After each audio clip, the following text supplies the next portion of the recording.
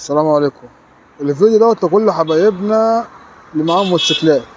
تعمل ايه لو مرة واحدة لقيت الضفيرة دي، ضفيرة الكهرباء دي بتولع؟ تمام. اول حاجة عندك الكونتاكت، لو انت مدور المكنة طبعا هتبطلها. طب بتعمل ايه بقى لو الكونتاكت نفسه ما بيفصلش؟ يعني هو اللي بيساح، هو سلوك، هو اللي ساحة القفلة حصلت فيه.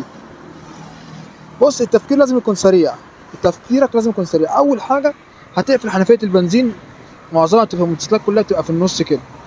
تاني حاجة بتيجي، الكلام ده لازم يكون بسرعة، يعني تيجي تخلع الجنب دوت اللي هو ايه في البطارية.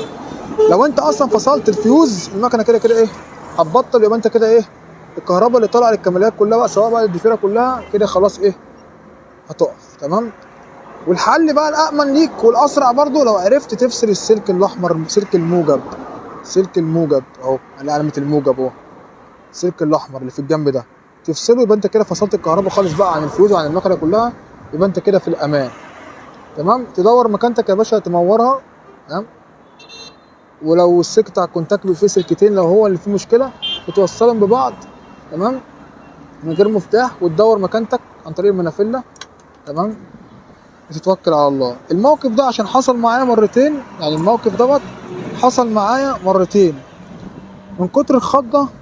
يعني انت اوعى تمسك الضفيرة دي تفكر انت لما تشد السلوك المولعة يبقى انت كده، لا، لان السلوك دي فعلا بتكون مولعة نار، بيكون جواها نحاس مش هتتقطع. يعني قبل كده سيحت لي ايديا، عايز اقول لك سيحت لي ايديا فعلا، لان هي كانت مولعة مش حرق، ده جلد ايدي كان بيتشال بسبب ان انا طبعا من الخضة وموتوسيكلي كان بيولع. فزي ما قلت لكم كده يا جماعة، الخطوات دي بتعملها. يبقى اول حاجة حنفية البنزين دي بتقفلها، تاني حاجة بتفصل السلك بتاع البطارية زي ما قلنا، سلك البطارية تفصل الموجب بتاعه، عرفت تفصل الفيوز كده كده المكنه ايه، يبقى انت كده فصلت الدنيا دي. بس انت كده كده عشان تدي نفسك الامان خالص تفصل السلك الاحمر اللي هو سلك الموجب، سلك الموجب، عشان في مكن ساعات الموجب بيبقى هنا، المكن الوينج، المكن ده السلك الاحمر اللي عليه علامه زائد. تمام.